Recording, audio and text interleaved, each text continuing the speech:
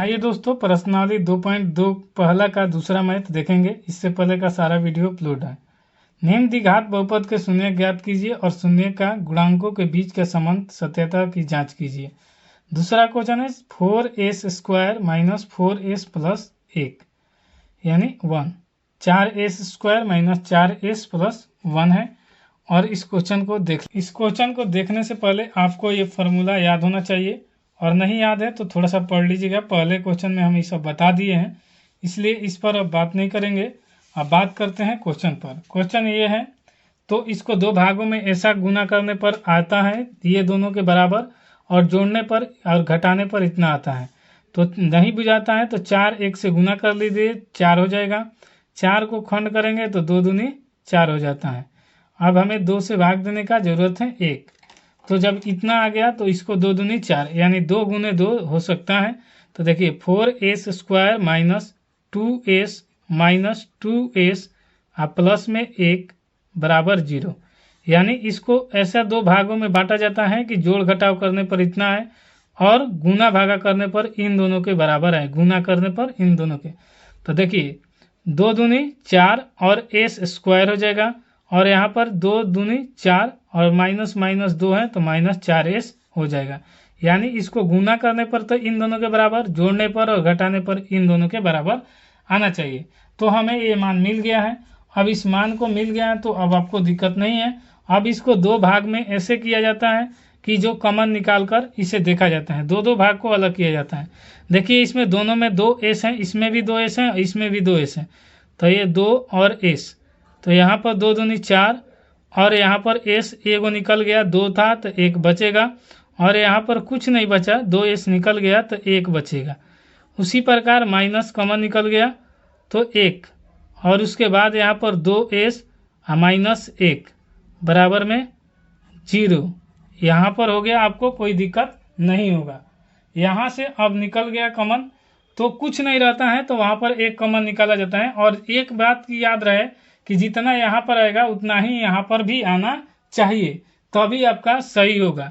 तो यहाँ पर लिख लेंगे 2s माइनस 1, ये दोनों को मिलाकर जो लिखा जाता है ये को लिखा जाता है, और ये जो आता है और ये दोनों को मिलाकर 1 लिखा जाता है।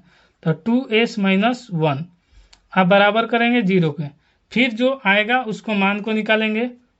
तो यहाँ पर हो जाएगा 2s माइनस 1 बराबर 0। तो यहाँ 2s बराबर हो जाएगा, माइनस है तो उस तरफ जाके प्लस 1, और s बराबर हो जाएगा 1/2। यही आपका यहाँ पर द्विघात समीकरण के रूप में आ जाएगा। तो ये जो s मान निकला ये अल्फा मान लेंगे। अल्फा का मान आया 1/2।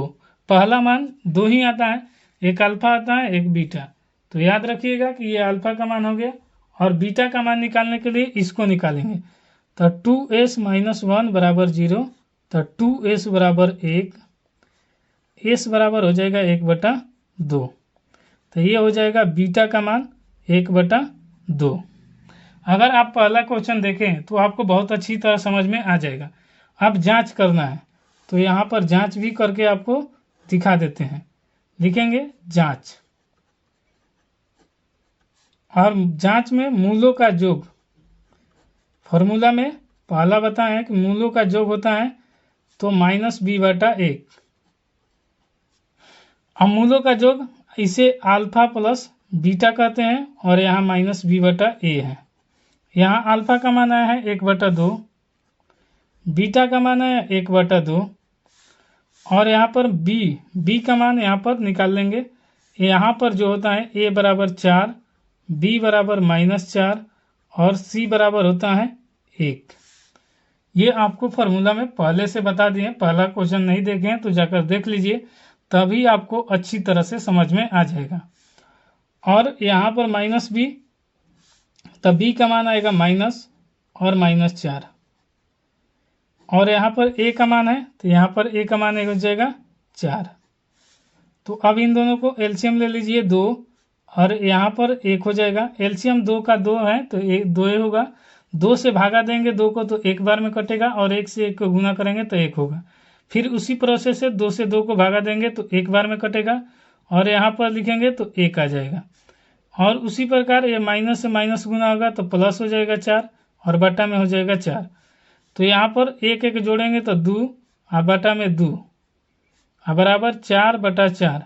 अब इन दोनों को कटाए तो 2 से 2 को भागा दिए एक बार में, 4 से 4 को भागा दिए तो 1, तो 1 बराबर 1 आ गया। ये 1 हो गया। अब हम मूलों का गुणनफल निकालकर जांच कर लेंगे। तो मूलों का गुणनफल बराबर होता है अल्फा प्लस बीटा बराबर c/a। तो अल्फा का मान आ गया 1/2, यहाँ पर 1/2 लिखेंगे। फिर यहाँ मूलों का गुणनफल होगा यानी गुना का चिन्ह होगा, फिर 1/2 और c का मान है 1 यहाँ पर तो 1 लिखेंगे और यहाँ पर है 4 तो 4 लिखेंगे। अब इसको गुना करेंगे तो 1 ले 1 को गुना करेंगे तो कितना हो जाएगा, तो 1 ही होगा। 2 दूनी 4 और बराबर में यहाँ पर 1/4, यहाँ पर 2 दूनी 4 और यहाँ पर 1/4। ये आपको बराबर आ गया और यही हमें जांच करना था और यही हमारा आंसर हो गया। दोस्तों वीडियो पसंद आता है तो लाइक शेयर सब्सक्राइब जरूर कीजिए। कोई दिक्कत होता है तो कमेंट कीजिएगा। इसमें लिखना है, क्या लिखना है, लिखना है कि अतः बहुपद के शून्य का योग तथा गुणांक के बीच संबंध सत्य है। यही हमसे पूछा गया है तो ये लिख लेंगे नीचे, अतः बहुपद के शून्य के योग तथा गुणांकों के बीच संबंध सत्य है। अगर इस प्रकार दोस्तों वीडियो पसंद आता है तो लाइक शेयर सब्सक्राइब जरूर करिएगा। मिलते हैं नेक्स्ट वीडियो में, तब तक के लिए जय हिंद।